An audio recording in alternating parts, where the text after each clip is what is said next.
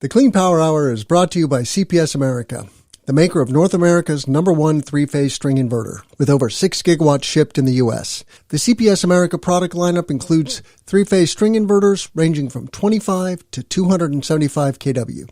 Their flagship inverter, the CPS 250-275, is designed to work with solar plants ranging from 2 megawatts to 2 gigawatts. The 250-275 pairs well with CPS America's exceptional data communication, controls, and energy storage solutions. Go to chintpowersystems.com to find out more. So at the end of the year last year, we launched a big software update where we basically gave Conductor Solar a facelift. And we changed the look and feel of the platform. And what that did by focusing on that is that we really provided a better foundation for the future, and it's just easier to navigate around. It's got some more polish, improved messaging. But one of the things that I'm really excited about is now it's positioned to do exactly what you talked about, much more simply and directly. Are you speeding the energy transition? Here at the Clean Power Hour, our hosts Tim Montague and John Weaver bring you the best in solar, batteries, and clean technologies every week. Want to go deeper into decarbonization? We do too.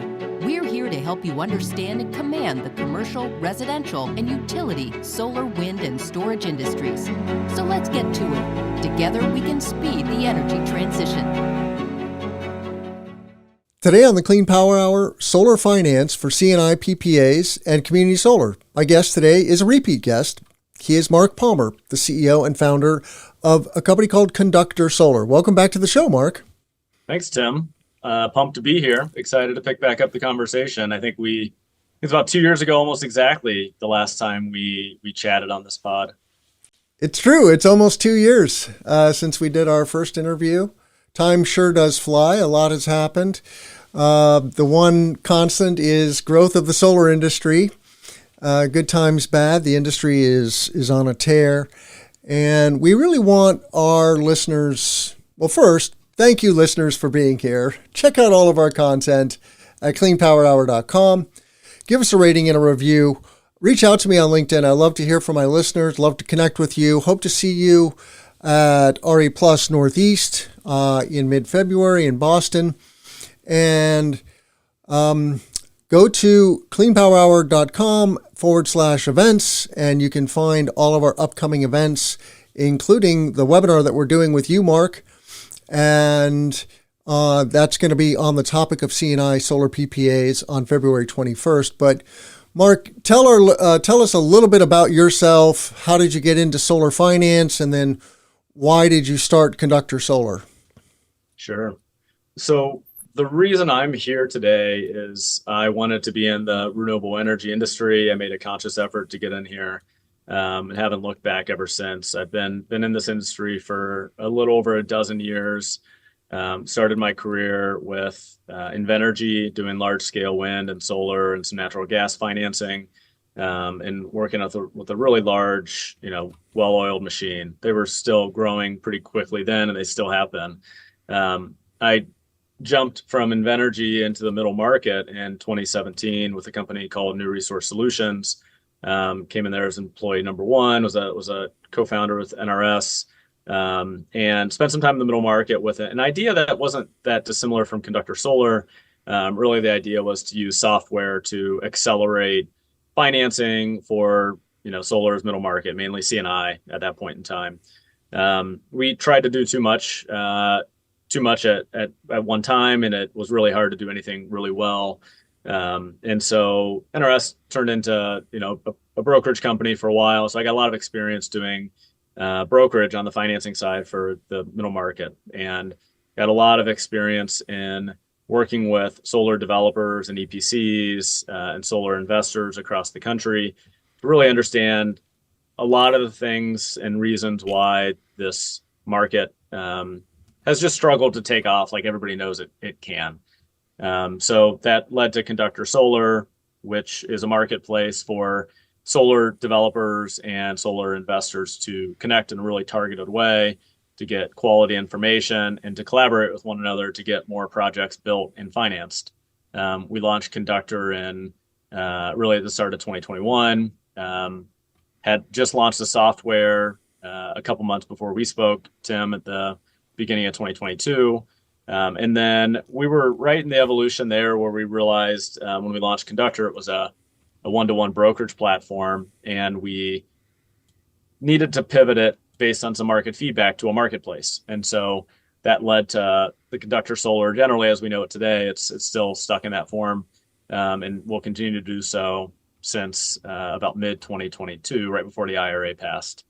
And then that takes us to where we are today, and we can go on a couple different threads, but hopefully that gives you some perspective. I just think this market and the financing aspect is it's so freaking hard, to be honest. Like, it's really fun and challenging, but it's hard for a lot of people, and myself included. I've spent a lot of time here, but it's a lot of fun to solve problems and try to make it easier and simpler for everyone involved.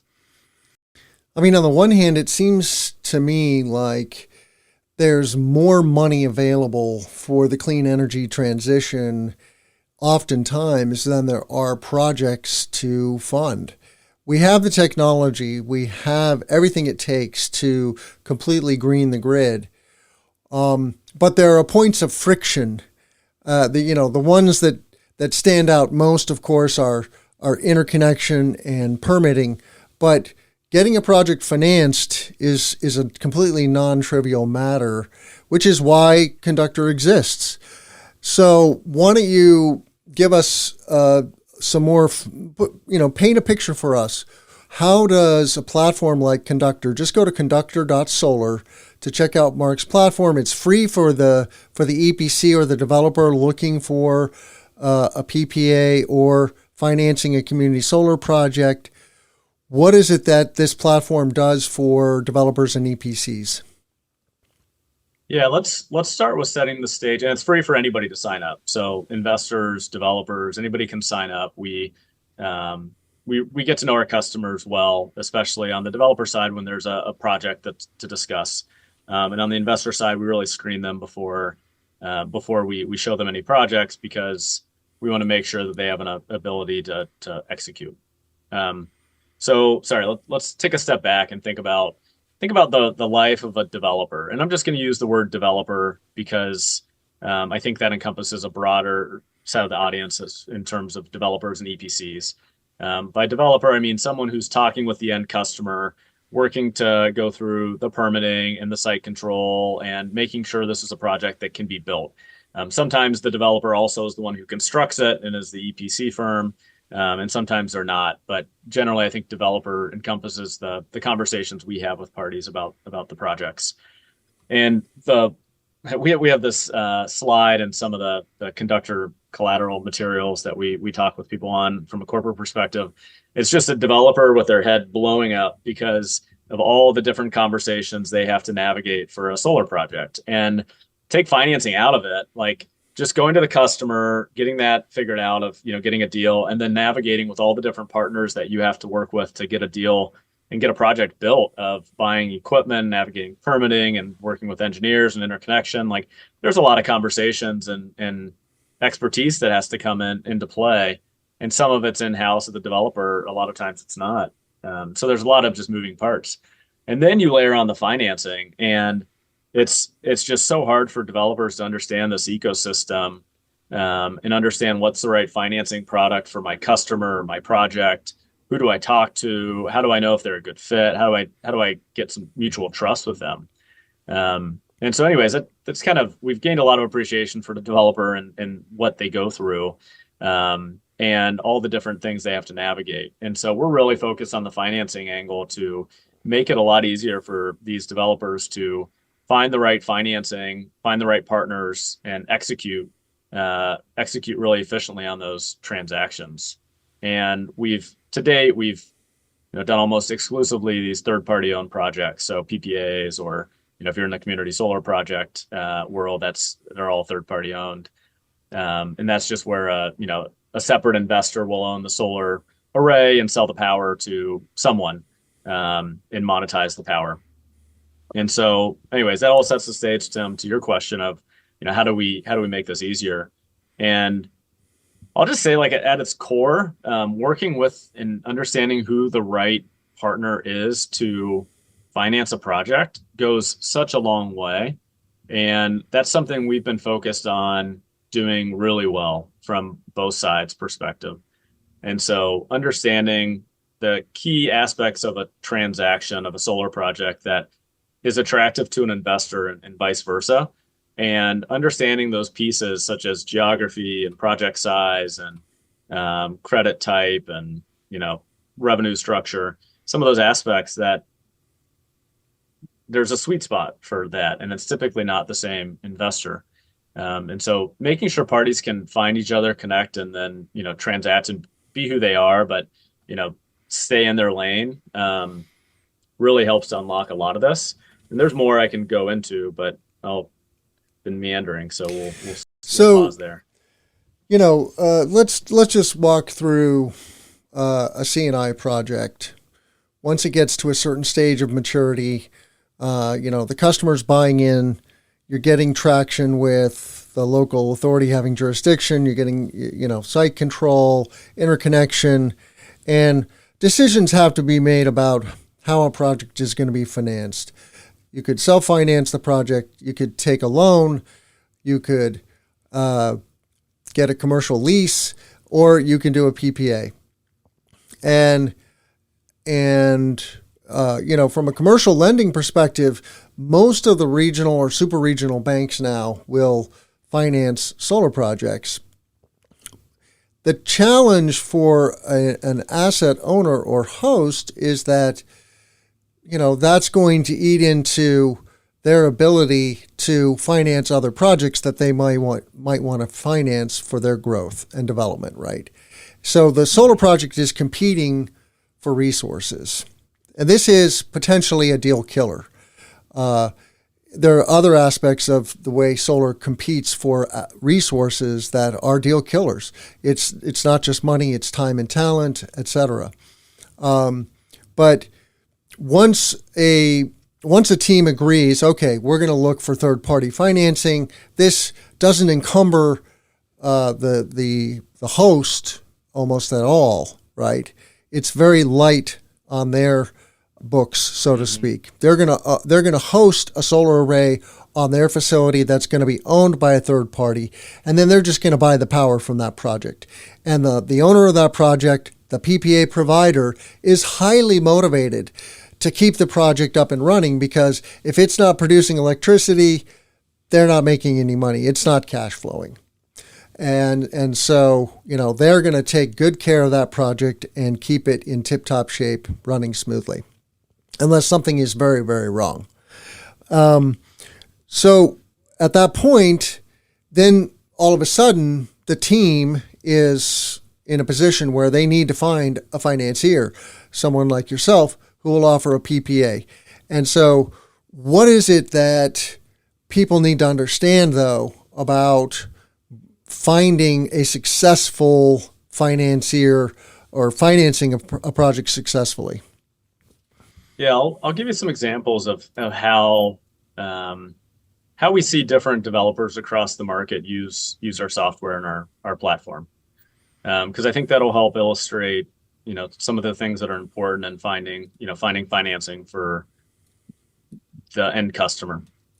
So we typically see solar developers come into Conductor Solar looking for financing at one of two stages. They're either early stage, and I'll start with the CNI market. The early stage, so they have a customer who's interested in solar. They've had a couple conversations, and the customer has either indicated that they want to go forward with a PPA or they want to evaluate a PPA option.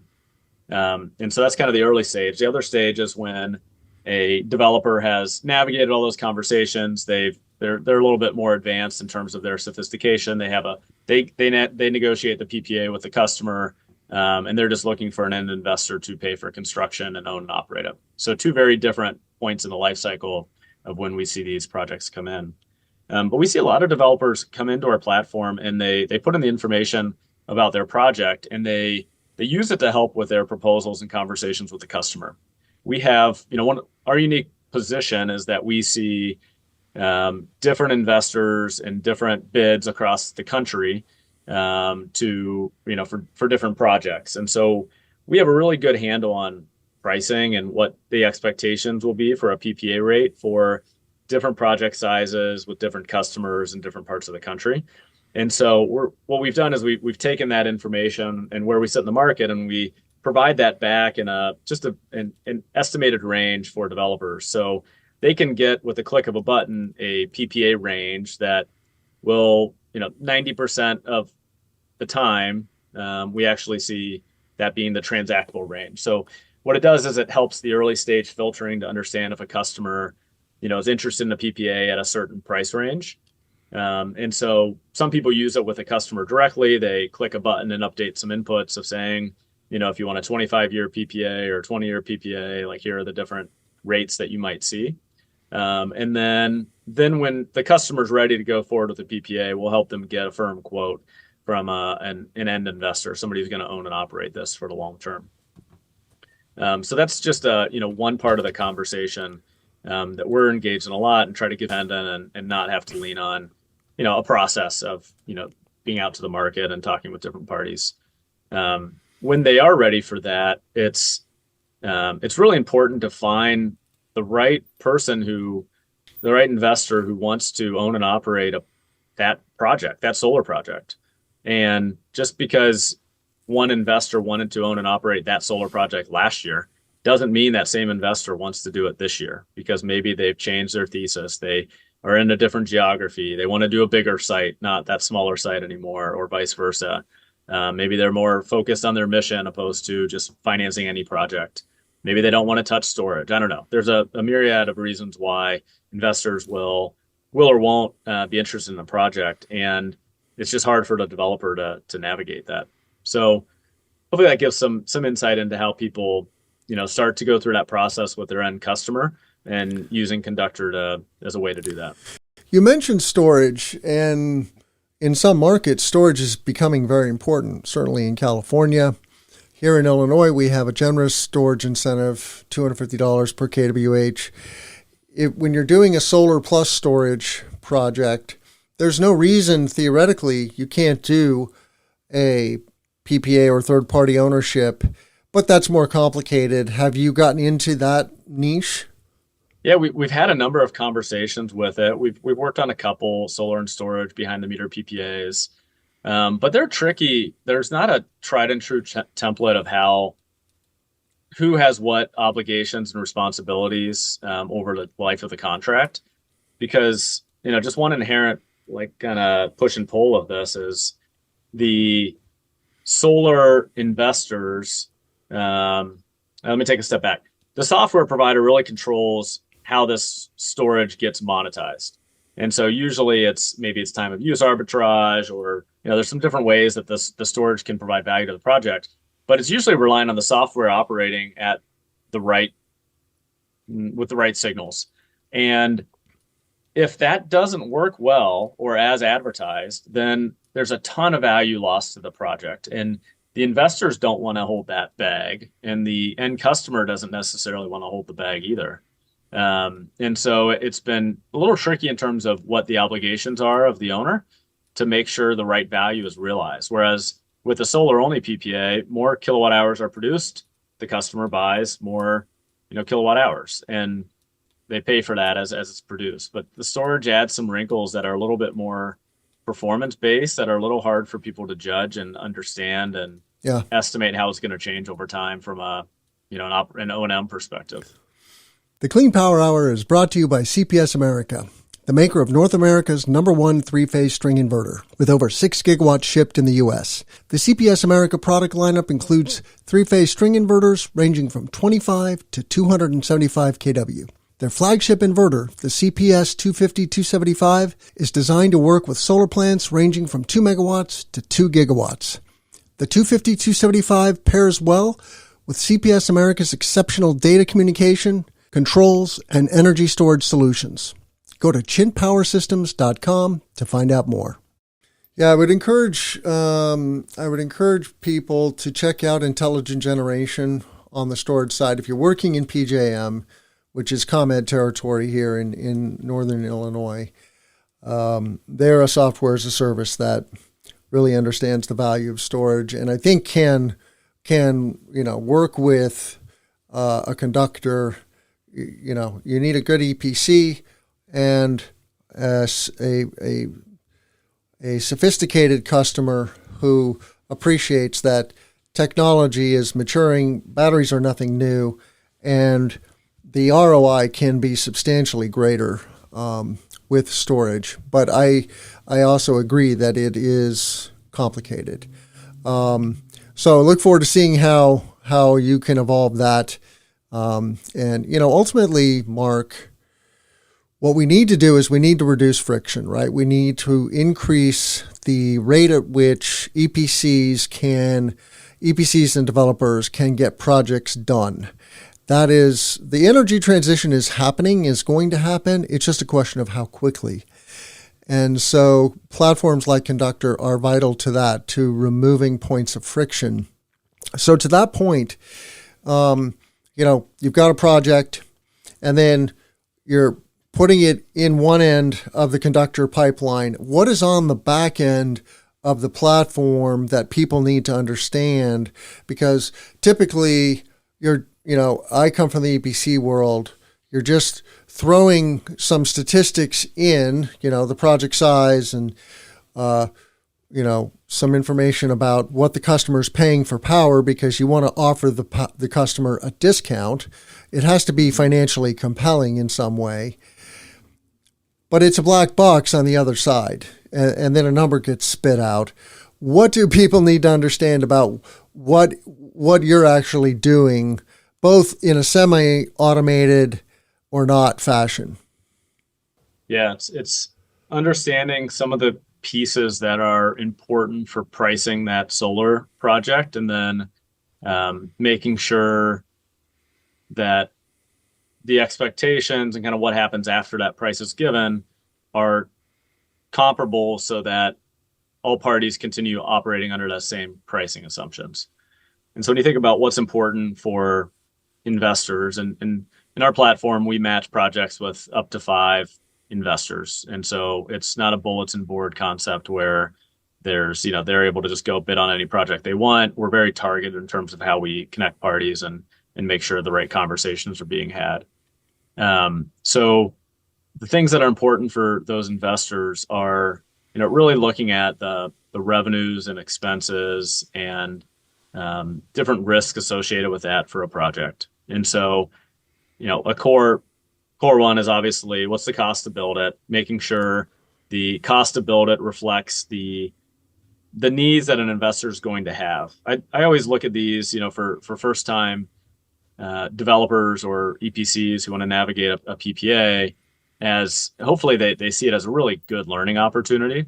It's going to be challenging because it's different than what they've been used to before, because they haven't really had somebody looking over their shoulder and providing input on a lot of the details that they undergo for engineering and construction and forecasting production, stuff like that. But these solar investors often own 100, 200, 300 solar assets that they have lived with and have gone through all these experiences and understand what results in a best producing system for them. And so there's a lot of things that they're particular about that maybe these solar developers and EPCs aren't as used to. So some of those things are getting scrutinized pretty heavily on the production and understanding, how many kilowatt hours are going to be produced and why is that the right number and what are some of the assumptions that go under that, like shading and soiling and snow losses, as well as, what data set are you using for your actual irradiance to come in. We've got an integration with DNV, really big global engineering firm that provides some validation for us and for everybody in terms of the production factor and making sure it's in the right range for that project and that geography and tilt and azimuth. And then there's on the engineering and construction side. So some of the things that most investors want that sometimes the developers don't account for is a good way to monitor the system and understand if it's producing as it should. And so likely needing a weather station and having also energy, be the monitoring platform opposed to maybe using Solar Edge or some other platform that's less ubiquitous, because the investors, again, they have to deal with 100 of these or 200 of these. So they want some consistency. those are some of the things that are important. And then thinking about, is it a financeable project, and what's the right financing for that project? We're primarily focused on PPAs and this third party ownership model, but sometimes it's a customer loan. Sometimes there are REAP grant options. Sometimes you can transfer to ITCs. It's a new feature thanks to the Inflation Reduction Act. So we're really looking to be the platform that a developer can go to and help navigate, what's the best financing option for this project and how can I get that done simply. And so the little peek in terms of, some of the things we're looking to do over time. But we know there's a lot of challenge in navigating not just the PPA world, which we're, continuing to work on improvements on standardization, automation, and just providing real-time feedback to people, but also PPAs aren't always the right option. So making sure that we can help support them when they're not. Let's tease apart, if we could, public entities versus private entities, because I know that, a large percentage of the consumers of solar PPAs are public schools, municipal facilities, wastewater treatment facilities. But what is the difference at face value as far as you're concerned? What should developers and EPCs know about bringing public entities versus private entities? Yeah, so thinking about the question on the financing side, and for a PPA, is this group organization going to be around for 20, 30 years to pay their bills? And when you think about a public entity, the answer is almost always yes. It's pretty rare that it seems like they won't be. Now, these public entities can sometimes be more difficult to navigate through the contracting and how you actually get the right approvals in place for them to sign up to go solar and sign whatever financing arrangement that works for them. So there's a trade-off there, but generally they're pretty attractive customers for solar investors. When you look at the private entities, that's a little more nebulous to figure out. It's really, you look at some of the things, just again, does this entity seem like it'll be around for 20 to 30 years to pay their bills? And so how long have they been around before? How big of a company are they? How do they operate and stay in business? So, for example, like a nonprofit, like a NGO, like a religious institution, a lot of these organizations, churches, synagogues, they've been around for 100 years. And so they figure it out, right? They raise the funds if they need to. They have a way that they've conducted themselves from an organization perspective that encourages and really provides confidence that they'll be around for another 30 years. And a lot of businesses are the same. They've been around for 40, 50 years. Where you start running into some challenges on some private organizations or when you have things like one-off pieces. Like, think about a McDonald's and a McDonald's franchise, right? The franchise isn't necessarily McDonald's corporate. It's its own entity, and it's kind of by itself. Now, McDonald's, I don't think, is going anywhere, but that specific location becomes, exactly the one somebody's focused on. Same with like a hotel chain, like a Holiday Inn is not going to be necessarily owned by corporate Holiday Inn. It's going to be owned by California Holiday Inn 123 LLC. And so you need to look at who's actually standing behind that and what can navigate. But the private organizations can often move more quickly. And if you just want to be talking to the decision maker, I think is the other piece we found, is when somebody's navigating, an internal champion, but they're not the decision maker, they're not a C-level executive. A lot of times it can be really hard to get that buy-in, and there's just a lot of risk and gaps for communication challenges and things that can fall through the cracks. So that's the other thing we've seen in terms of success from the developers we work with on supporting some of their early stage opportunities. And then there's the question, this is a perennial question really, of local incentives. There's 30 different solar markets in the U.S., largely driven by what's going on at the state level. And we have good federal incentives, right? The ITC being the big one. Mm-hmm. And with adders, you could hit 60%. with the ITC. I mean, it's very, very generous. But yeah, how do you navigate those incentives? And yeah, how do you as conductor tackle this myriad? It seems like it could be a little overwhelming to operate in so many places with so many nuanced markets. Yeah, we're dangerous in most markets, and we generally, the core of project finance holds true regardless of what the incentives are. But there's different programs and structures, and it's hard for us to be the expert in all these markets, and we're not. We wouldn't claim to be, but the key is knowing who is and making sure you're working with somebody who is an expert in that market. And that's where, the right matches really come into play. So, the Illinois program, Tim, we see each other in Illinois quite often. It's a great program, but it's got some unique aspects to it in terms of the program and how long the SREC contracts are paid out for. Something that I think I'm really excited about, so at the end of the year last year, we launched a big software update where we basically gave Conductor Solar a facelift, and we changed the look and feel of the platform. And what that did by focusing on that is that we really provided a better foundation for the future, and it's just easier to navigate around. It's got some more polish, improved messaging. But one of the things that I'm really excited about is now it's positioned to do exactly what you talked about, much more simply and directly. So thinking about the data capture and it being intelligent on a project, most investors have a intake form. It's an Excel sheet, and you fill in things and you try to make it work.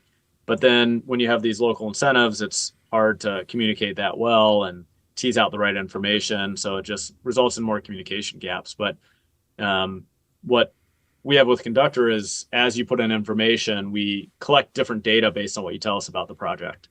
And so just to give you some examples, one concept would be you're working on a project in California, right? We should ask, is this NEM 2.0 or NEM 3.0? Are you exempt from the prevailing wage requirements that went into effect on 1/1/24? And we can keep general pulses on that. We don't have to know all the details, but we know people are asking that question, so we can ask it, but we don't need to ask it for an Illinois project. But for Illinois, we can tease out details about the adjustable block program. So right now, the way we've set it up is we collect things really differently based on a CNI behind the meter project versus a community solar project. And we also can take information for ITC transfers, and all of those just require different data points to communicate the right aspects of the project. And then one other thing I'll mention that I really like our positioning for is as we get more penetration in these markets and just continue to expand our nationwide presence, we become a great place to find some of these, hyper local incentives. So an example there is I sit on the advisory board for the Solar Finance Fund. It's a Central Appalachian organization that provides grants for CNI projects in West Virginia and parts of Ohio, Virginia, North Carolina, Kentucky, Tennessee, and things like that. With that group, a lot of conversations we're having is how do we reach more of these CNI projects across our region? We have a way that we can kind of serve that up in a manner that can say, hey, did you know that your project is eligible for a 20% grant? And it's really easy to get. So these are things that I think we can help the contractors also navigate and kind of learn from each other as, some people venture into new markets and others are, working on existing markets. I want to point our listeners to cleanpowerhour.com. Go to the events tab. We're hosting an event with Marc Palmer and Nick Perugini of Solaris Energy. And the title is CNI Solar PPAs, Best Practices and Success Stories. So this is going to be effectively a masterclass on the CNI Solar PPA. So if this conversation has whetted your appetite, check out cleanpowerhour.com, events, and register today.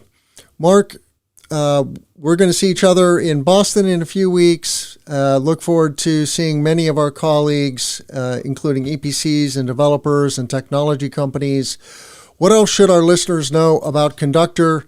And please stop by the Conductor booth at RE Plus Northeast as well. Yeah, I'll drop a couple things, Tim, that they should know about Conductor. One is we just joined forces with James Coombs, who formerly from Painted Rock Capital. He's on board, and what James represents is much more depth on the developer and EPC journey, with their conversations with customers and really understanding their world and navigating the tariffs and just some of the challenges they go through very, very well. And so we're really excited to have James on board to support the CNI market specifically. So that's one.